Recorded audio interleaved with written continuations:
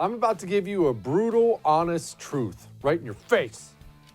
Nancy Pelosi is sticking by her disastrous candidate. And finally, an Asian murder hornet. What does it actually feel like to be stung by one? I'll show you. All that's coming up right now on I'm Right.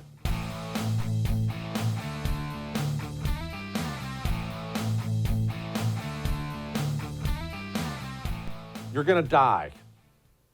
One day.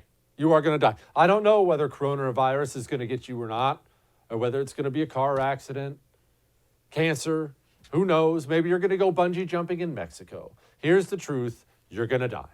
And I'm going to die. And the truth is this. Nobody in this current society seems to have an appetite for hearing that brutal truth from the people who lead them. Or maybe nobody's a bit too extreme. Not very many people seem to have an appetite for it. I'm going to play you in just a minute or so some audio from President Donald Trump. Everybody knows the disagreements I've had with these lockdowns. I disagree strongly with them. I've disagreed with President Trump, these insane Democrat governors, Congress. I've disagreed with pretty much every elected official in the country over the past couple months. Here's what I want from a leader, but the problem is I'm in a minority. I want to hear a leader stand up when a virus breaks out in the United States of America and say simply this: we're going to fight it as best we can. This is an extremely important problem. We're going to mobilize everything that the United States of America can possibly do to fight back and protect our citizens. However, you cannot hide in your home. We can't stash you away. We can't stop a $20 trillion economy, because the fallout from stopping a $20 trillion economy is worse than anything else we could ever possibly face. So trust me, we're going to do everything we can to take out all the red tape. We're going to mobilize hospital shifts. But you, the American citizen, you have to get out there and live. The same Americans who landed on the beaches of Normandy, the Americans who landed on the moon, Americans who have dared to throw their family in a covered wagon and head out west, risking everything. That's who you have to be right now. Is it totally safe? No, you're never going to be totally safe. Safety is an illusion.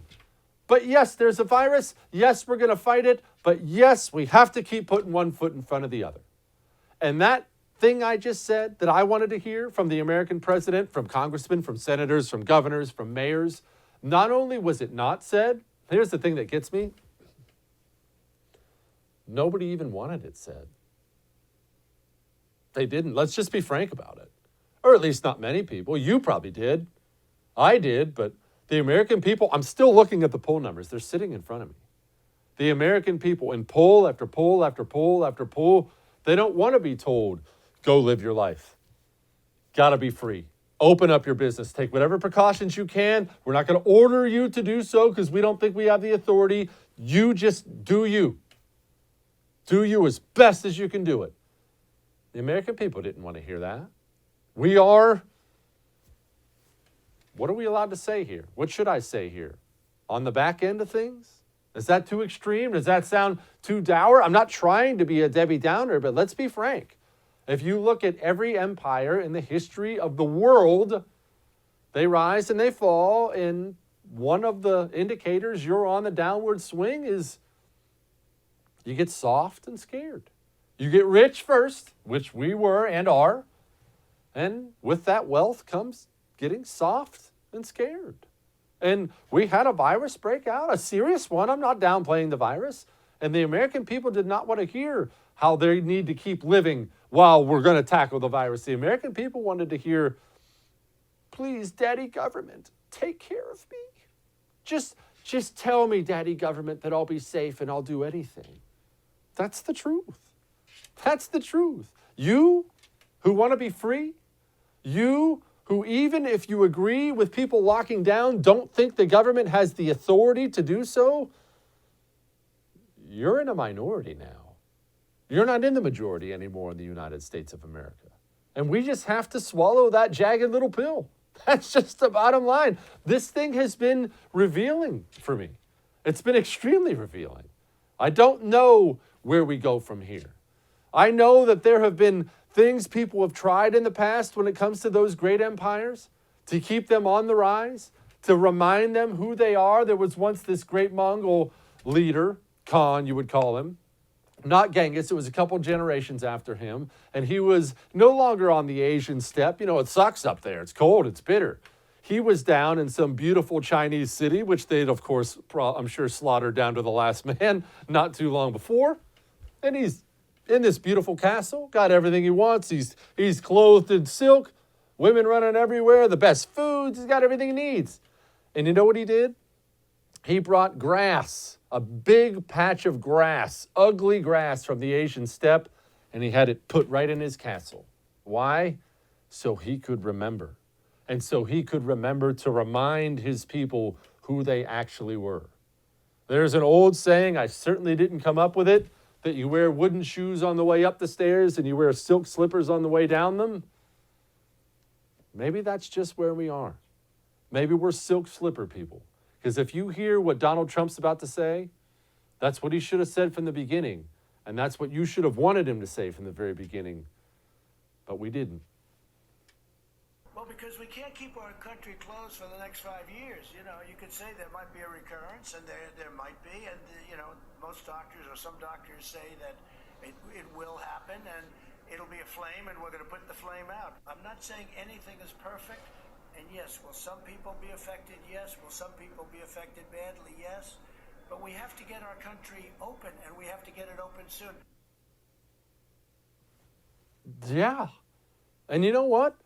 That's what we should have heard at the beginning of April.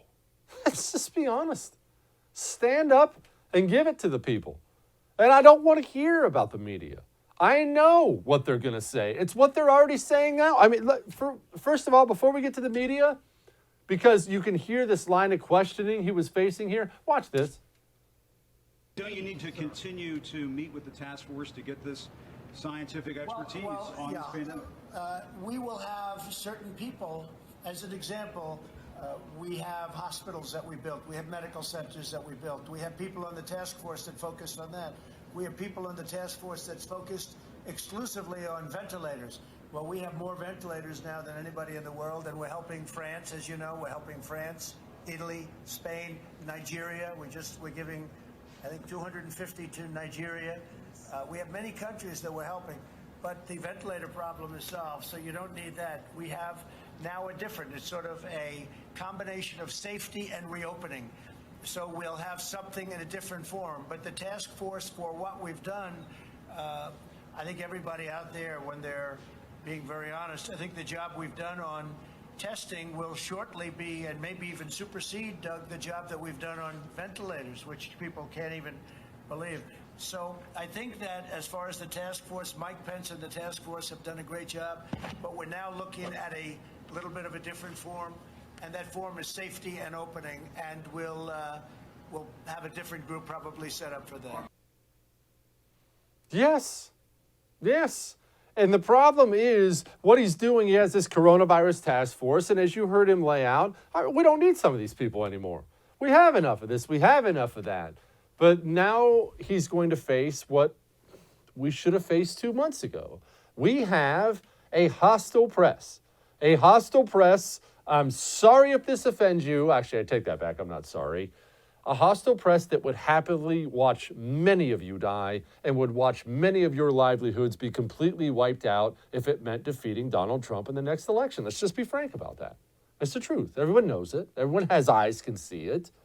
And now they're going to take every step he takes, every step a Republican governor takes. You're seeing it in Georgia. You're seeing it in Florida. And what are they doing?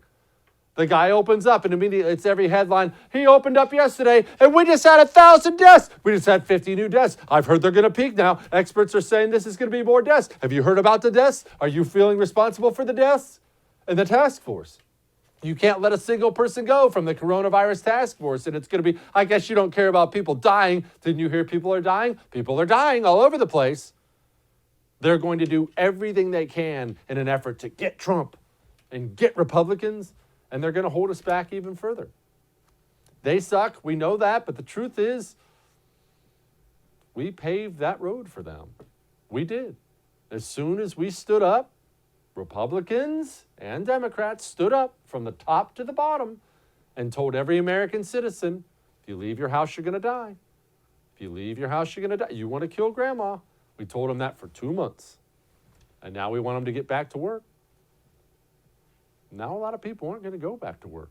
On top of that, Congress passed the bill. We're paying people not to go back to work. Maybe we didn't think that through. All that may have made you very uncomfortable, but I'm still right. And if you get uncomfortable enough, you most likely cannot sleep at night. And I know what you're going through. I have been there before. You lay down at night and you close your eyes and you're exhausted and you know, and this is the cruelest part, you know you need to get to sleep soon and you need to stay asleep or you're going to feel like crap the next day. So you lay down, you close your eyes, and your mind just starts whirling. And you can't stop it. And you're thinking about the day you had and the day you're going to have, and now you're thinking about the fact that you haven't fallen asleep yet and you really need to fall asleep, and oh crap, I'm not going to fall asleep, and this is really going to stay. And then you're miserable. And then that compounds itself over and over and over again, and soon you're not even you anymore. You're just a shell of yourself. It's time to get an ebb sleep. Believe me, it's time for you to get an ebb sleep. An ebb sleep is a wearable, drug-free solution that actually targets the thoughts in your mind. It provides cooling in your forehead area, calming those thoughts down, which will put you to sleep. Go to tryebb.com/Jesse. That's tryebb.com/Jesse. Use the promo code Jesse. You get $25 off the thing. tryebb.com/Jesse.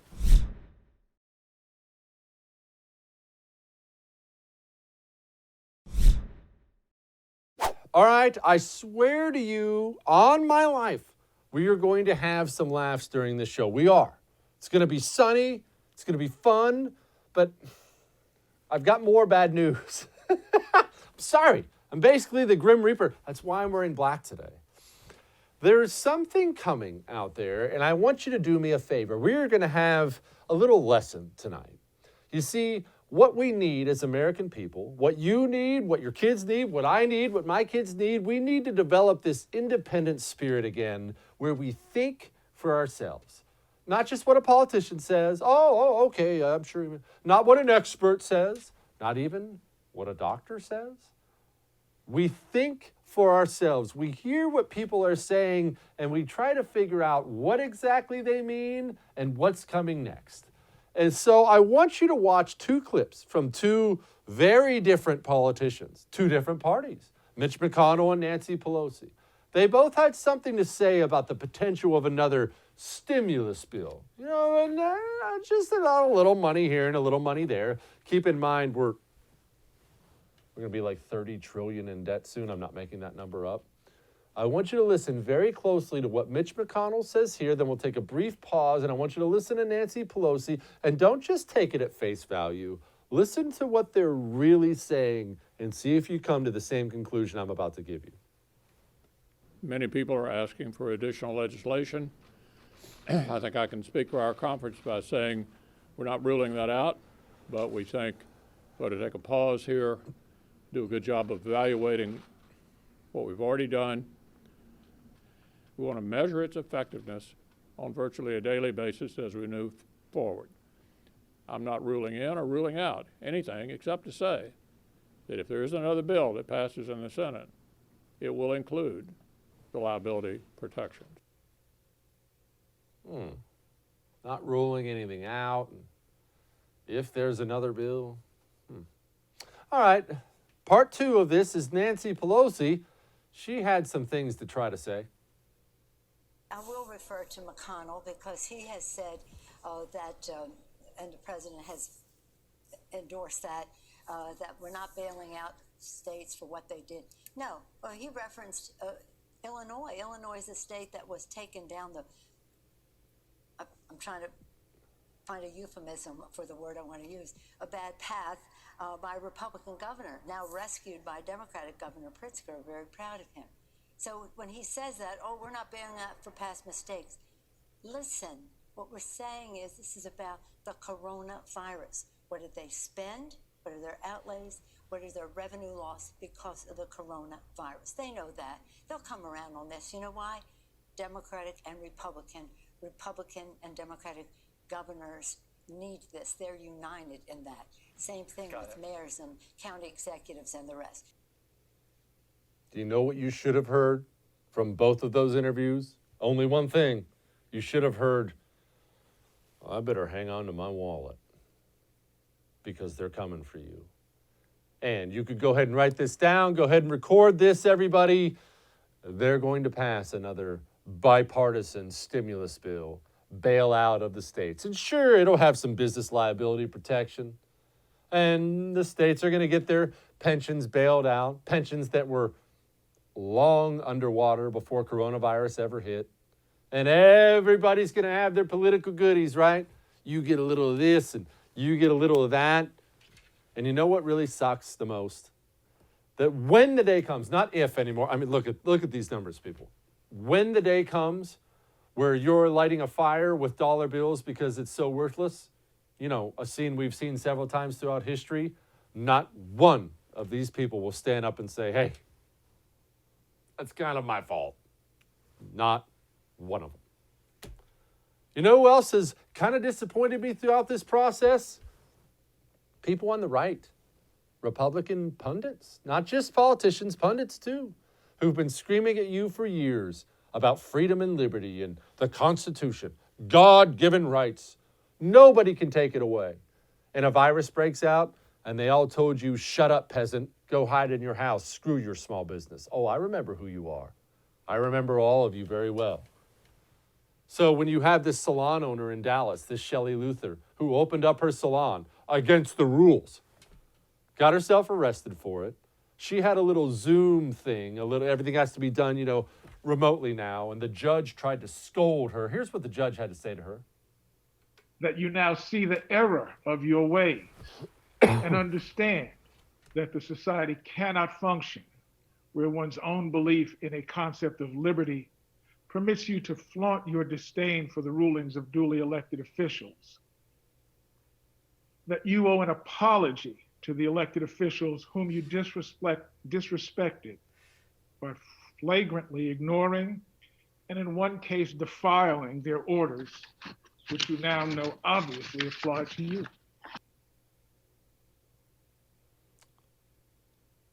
Owe an apology to the officials you disrespected? If you'll excuse my French for a minute, who in the hell do you people think you are? Where do you think you are? This is the United States of America. You don't owe an apology to anybody. Not your mayor, not your governor, not your judge, not your congressman, not your senator, not the president. These people work for you. And they all think they're these little lords. And you know what? Unlike most of the pundits and politicians on the right, a Dallas salon owner had the guts to stand up and say, "Nah, I don't think I will." Proceed. Judge, I would like to say that I have much respect for this court and laws, and that I've never been in this position before, and it's not someplace that I want to be. But I have to disagree with you, sir, when you say that I'm selfish, because feeding my kids is not selfish. I have hairstylists that are going hungry because they'd rather feed their kids. So, sir, if you think the law is more important than kids getting fed, then please go ahead with your decision, but I am not going to shut the salon. Maybe Shelley Luther should run for Senate. Maybe Shelley Luther should get her own show. I mean, at least she has a spine. All right, we got more. Hang on.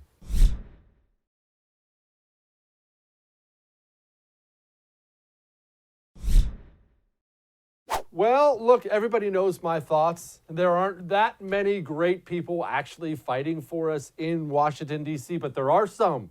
Don't ever let anybody convince you there aren't any. And our next guest is one of them, and I'm grateful to have him on the show, Representative Jim Banks from Indiana. Congressman, what in the world are we doing considering another stimulus bill? Let's just begin at the beginning here. Well, your guess is as good as mine, but this is what we've come to expect from a Nancy Pelosi-led majority in the House.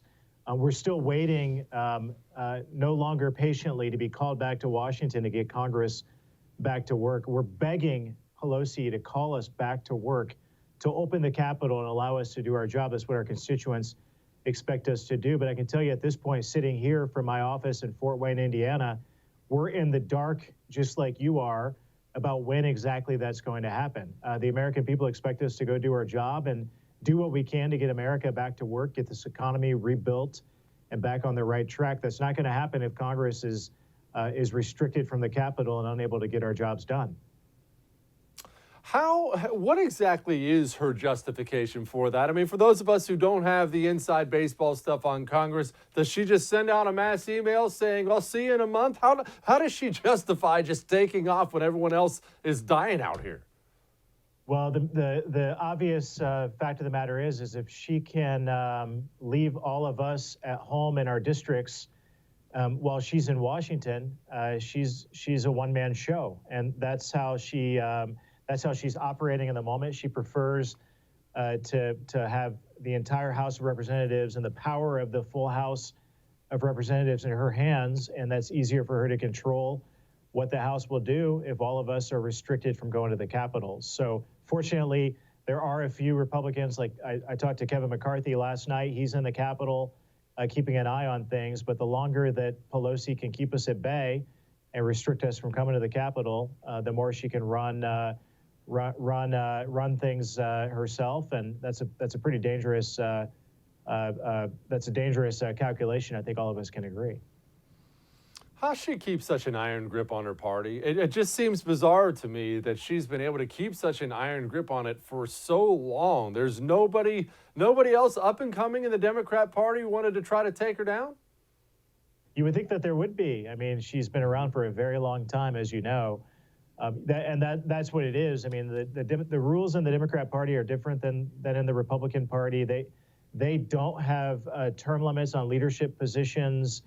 They give their leaders a lot more power than Republicans do. We decentralize our power among committee leaders, but in their case, Pelosi has a lot of power, and she's done a lot of favors for a lot of Democrats that have been around a lot longer as well. I mean, to put it into perspective, the average tenure of a Republican member of Congress is 6 to 8 years, and the average on the Democrat side is twice as long. So they stick around longer, and they owe a lot of favors to their leaders like Pelosi in the process.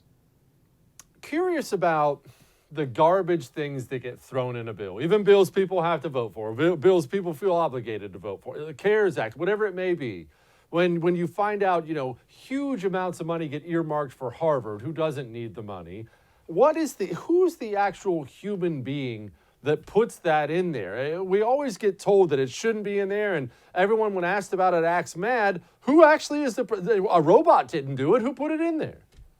Yeah, well, clearly it's those few who are at the table when they're negotiating a massive bill like these stimulus bills, who hold the power in their hands and ultimately place some of these egregious examples of special interest or pork barrel spending into a bill. I mean, the great example recently was $25 million to the Kennedy Center in a bill that had nothing to do with anything but the COVID-19 response. Somebody should be held responsible for that. And I find that in my district, the more that my district hears about examples like the $25 million to the Kennedy Center, Harvard universities, and whose endowment has billions of dollars, they can take care of themselves.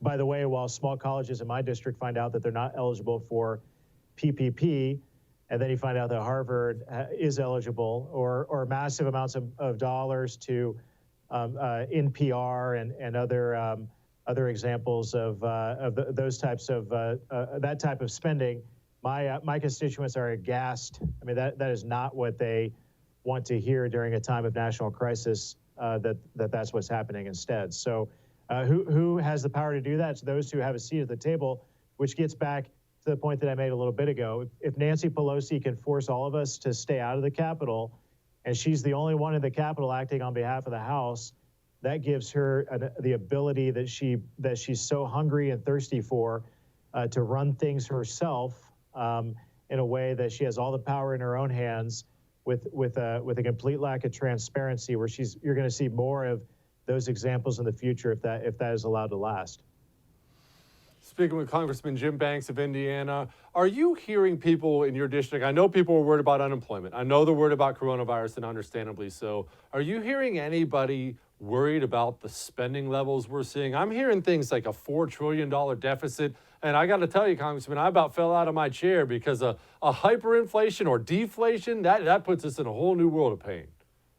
No doubt about it. That's why Mike Johnson, the chairman of Republican Study Committee, and myself, I chair the Budget and Spending Task Force Republican Study Committee. And last week, we released a letter to Republican and Democrat House leadership and said, enough is enough. Anything else that we do, any coronavirus-related aid package or stimulus package must be offset with spending cuts elsewhere. I'm not naive enough to believe that Speaker Pelosi is going to listen to my cries to do that, but there is a growing number of voices, certainly among the Republican base throughout the country, but also in the House of Representatives, who are looking for exactly that, offsets. And by the way, the Republican Study Committee put out a budget last year. I chaired the effort, and we provided $10 trillion in examples of wasteful government spending, where we can pull offsets from that, make cuts there to pay for any relief packages that we pass in the future. It's very easy to do. It just takes the political courage for members of Congress to do the right thing to do that. I'm not naive enough to believe that Pelosi is going to head down that path, but there is a growing appetite, I believe, in a bipartisan fashion for Republicans and Democrats to come together in the House and offer some budget or spending reforms that might create some longer-term changes that can allow us to head back to the path that we need to get down to advocate for addressing the debt and deficits. But to your point, I mean, think about this. We started the year with $24 trillion in national debt. We're going to end the year closer to $30 trillion in national debt, with $4 trillion deficit just this year alone. No doubt this is a time of national crisis, and we need to address the crisis of the moment. But my daughter's generation, my daughters are 10, 8, and 6, they're going to bear the brunt of the lack of leadership today that doesn't address that for their economy of tomorrow. That's going to really take a hit if we don't do something about it immediately. Congressman, thank you so much for your time today. Great to be with you. 30 trillion. Can you believe it? Oh, man. Thank you, sir. All right, y'all. We're going to brighten the mood. We'll be back.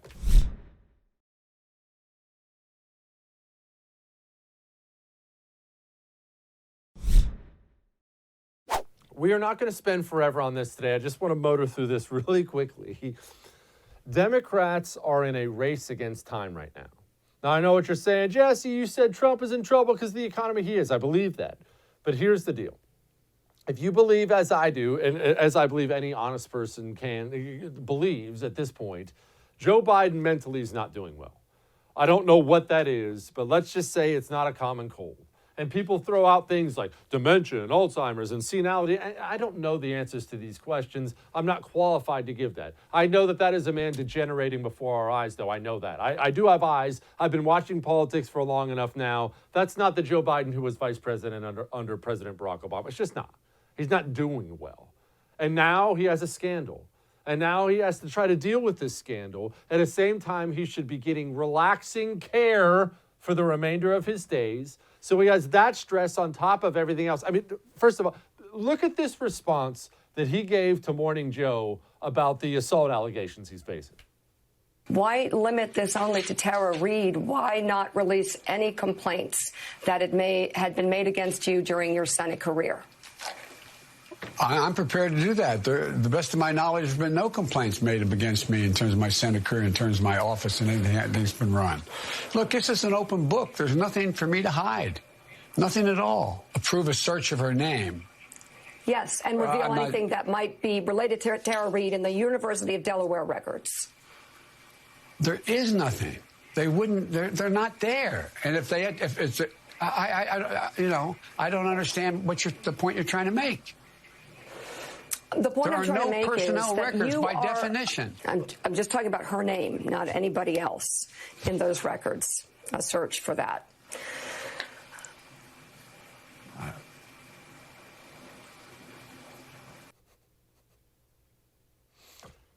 That was tough to watch. All right, before I get to the race against time, let's just be honest. That wasn't any kind of an answer. That was Joe Biden doing what he's really, really lamely done since the beginning of this campaign. And every time he was asked about the Hunter Biden stuff, it was really weird of, Joe, how do you explain Hunter Biden getting this job he wasn't qualified for while you were vice president, a job that paid $50,000 a month? And his response was, honestly, it was still the oddest thing. I can't believe more people aren't talking about it. His response to every person was, well, who said he did anything wrong? No one said he did anything wrong. Well, Joe, everybody's saying he did something wrong. Nobody said he did anything wrong. And now we're getting this same kind of thing here. Well, what? There's nothing. Who said there's anything? There's never been a complaint. Well, what are you talking about? She's making the complaint. No one ever said there's a complaint. It's very weird. And so he's not answering it again. Nancy Pelosi, though, says, he's fine. Joe Biden speaking out just days ago on that allegation of a sexual assault. Now that he has given that answer, do you view this as a closed issue, or what is your response? Well, it is for me. I have said I am proud to support Joe Biden for president. I believe him when he says it didn't happen, but I also believe him when he said let them look into the records, and that's what they should do. But I'm not going to answer this question again. I will just say I have every confidence that Joe Biden will be a great president of the United States. Yeah. Here's their race against time. They need Joe Biden not to get to November. They need Joe Biden to still be lucid when it comes time for debates. Because right now what they have is they can hide him. Now, they're doing a poor job of hiding him. He's in such bad shape, he can't even relax all day and get up for a 5-minute interview from his living room and be functional. But Joe Biden, when it comes to debate time, even though I've long believed they're going to try to hide him for that too, they'll try to claim some kind of coronavirus danger and have him do it from home where someone will be back there with cue cards. Joe, blink, that kind of a thing. I believe they'll try, but even that's going to look bad. They have to get through that before Joe Biden loses it completely. And if you're a Democrat power broker right now, you know it. You're watching. They're not blind. They can see. They need Joe Biden to hold it together long enough. And all they can do now is cross their fingers. I guess we'll find out. Oh, in case you were wondering, Nancy Pelosi, she always stands on the side of the person fighting the accusations, right? There is also due process. And the fact that Joe Biden is Joe Biden. There's an allegation made against a person. An allegation, as I said before, that has lifetime impact on a person to be violated in that way by a person who wants a lifetime appointment to the Supreme Court. There's been statements from his campaign, or not his campaign, but his former employees who ran his offices and the rest, that there was never any record of this. Instead of asking questions, the Republican leadership fears the truth. There was never any record, and that nobody ever came forward, or nobody, really? They're so afraid of the truth, and they're so afraid of a woman, Dr. Christine Blasey Ford, for the truth that she will tell. I am so proud. The happiest day for me this week was to support Joe Biden for President of the United States. How about that? Coming up next, Senior Policy Analyst for Independent Women's Forum, Inez Stepman. Hang on.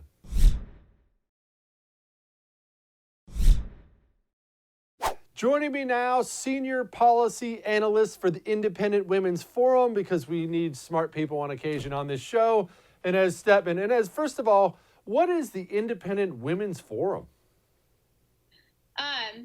The Independent Women's Forum is a group, as it sounds, of independent women.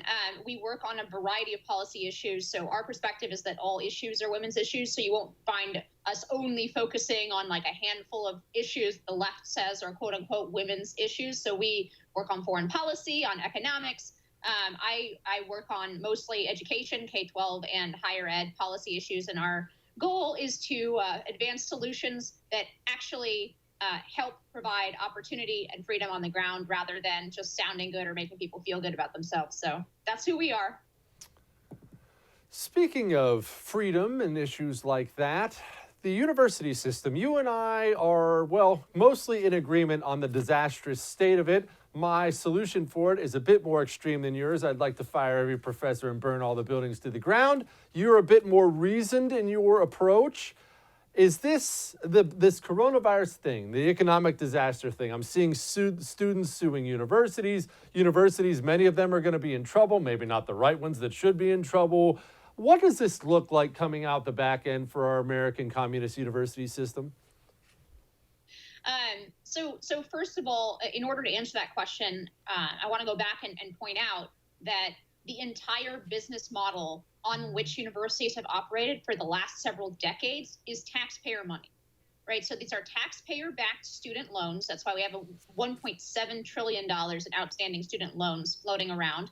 These are taxpayer-backed loans, and ultimately the taxpayer holds the dance card for all of that money, which has been pushing university tuition up over time, right? Because all that free money, you can't imagine if you had to walk into Wells Fargo and say, I want to borrow $150,000 because I want to study queer feminist literature at, a 2000th ranked university. The Wells Fargo or Bank of America, they're going to say no, right? They're going to say you're never going to be able to pay back that money. Well, but the federal government will loan that money to anyone at the age of 18, right? So that's the system we have been operating under. And then, but that money is tied to the students. And if there's a big drop off in enrollment, which there likely will be, especially if universities don't actually open up on campus in the fall, but even if they do, there's going to be a huge drop-off in enrollment, and all that free money that was rolling into the university coffers that bankrolls their entire system dries up. So that's why you're going to see a lot of universities taking a huge financial hit. And I say that they'll be asking for a bailout, and I say we really shouldn't give it to them. Let that sector contract as it should. It's a bubble financed by the taxpayers anyway. They're not fulfilling their promises to the American public in a whole variety of ways. We should let some universities close. And as you can call me a cynic, I can't believe anybody would accuse me of being such a thing, but all I just heard you say there is Republicans are going to bow and lick the boots of Democrats once again and pass a big fat university bailout bill, thus ensuring their own demise one day. Am I wrong? I hope you're wrong, but I share some of your cynicism, especially since in the CARES Act, they've already included $14 billion in aid to universities, right? So that's what that huge, dust up over Harvard taking $9 million. It wasn't from the PPP. They didn't even, it's actually worse. They didn't even have to apply for that Paycheck Protection program for small businesses, right? They didn't have to scrounge and compete alongside all of the moms and pops who are struggling right now. They actually had a special carve out. They got their check straight up. They didn't have to apply for that program. So that was in the first coronavirus relief bailout. I suspect that there will be a second round, and universities and organizations representing universities say they need $50 billion in this one in order to keep the sector open and operating. I say the sector shouldn't fully stay open and operating. We have many, many more universities and colleges in this country than any other country. We have all these universities operating on essentially has been a free cash model that has been bad for students and borrowers. It's been bad for people with high school degrees because it's forced a sort of credentialing treadmill where many more jobs now require a bachelor's that didn't used to.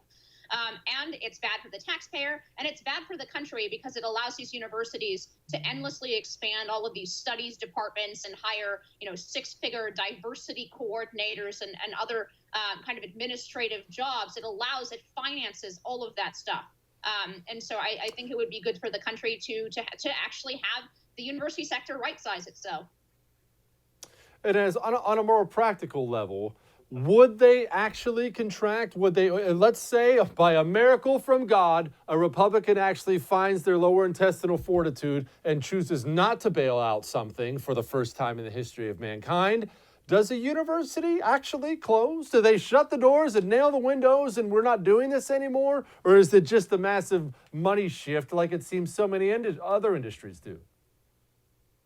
I do legitimately think if there is no bailout, we will see university closures. There are a lot. It won't be Yale. It won't be Harvard. It won't be some of these universities with billions of dollars in their endowment funds, which of course, begs the question why we're funding any taxpayer-backed loans at institutions that have, a fund sitting there that's larger than some small countries. But that's another story. It won't be Harvard and Yale that close. But I do think we'll see university closures if there is no bailout, because again, that gravy train is all connected to students. And if a certain percentage of students make the decision that they are going to take a gap year, for example, because of the coronavirus and attendant pandemic, situation that we find ourselves in right now, if 10, 20, 30% of students decide not to enroll as freshmen in the fall, or not to continue, or to take a break from university, we will see universities close if they're not bailed out. And as did you take a gap year to go backpacking through Europe wearing hemp clothes or something, or did you just dive right into school? I think I already know the answer. I went straight on to undergraduate, but I did take several years to work in between undergraduate and law school, which I think gap years and working are probably a really good plan for a lot of students. There's no need to rush directly in, and oftentimes people who enter university later, or with different life experiences, or after, for example, serving in the military, as a lot of people do, then go back on the GI Bill. Those students tend to take, more serious classes. They tend to take the whole system much more seriously than a lot of 18-year-olds who are essentially going to university to party, which, look, it's fun to party, but it's an expensive party, man, when it's $50,000 a year. As somebody who got a 0.0 grade point average his first semester of college, let me just echo Inez's statement. It is a very expensive party. And as communism in our universities, more than just the normal professor left-wing nut jobs, we actually have professors at Harvard that are turning out to be Chinese. We have this dust up at the University of Texas. Do we have an actual communist China problem in our university system?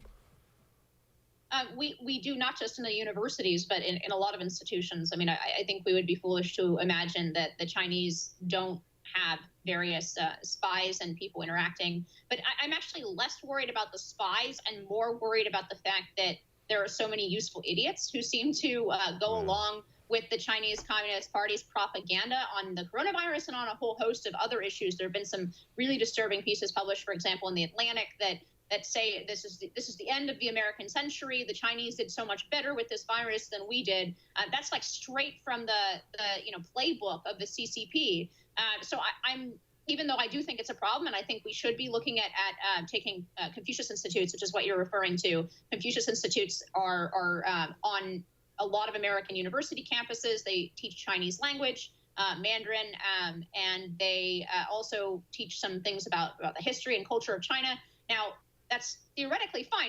We need, especially if we're going into a new Cold War, we need people who are experts in the language and culture of the Chinese. But what we don't need is a bunch of CCP, Freudian slip there, I guess, the old CCCP in the USSR. But we don't need communist-approved professors teaching, for example, that Tiananmen Square has some nice architecture, and that's what it's known for in American universities, and that's what's happening right now.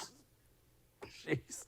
Inez Stepman, thank you so much for giving us some time today.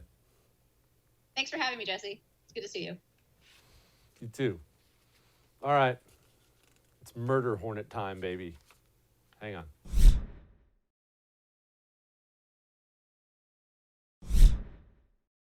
Maybe you haven't heard, but there's something out there called the Asian Murder Hornet. I didn't make that up. I guess it's this 2-inch long hornet that killed like 50 people in Japan last year, and now it's in Washington, the state.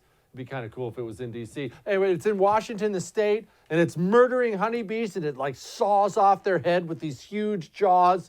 It's awesome. I mean, it's horrifying, but it's also awesome.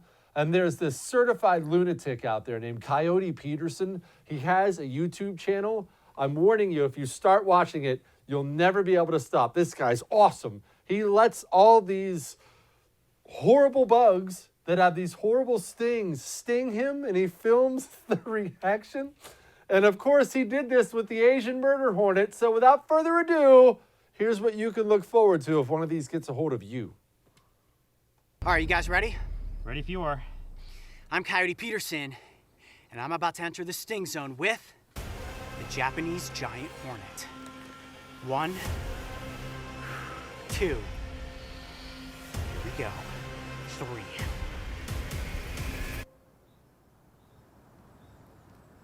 Ah! Oh, this stinger's stuck in my arm. Oh!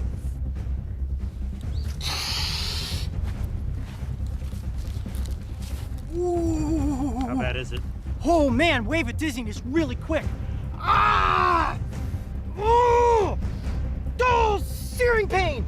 Absolute searing pain! There's where the stinger went in right there. Did you not see how slow the sting was? Oh! I see blood. Ah! Oh my gosh! That was awesome. All right. All right. You know what?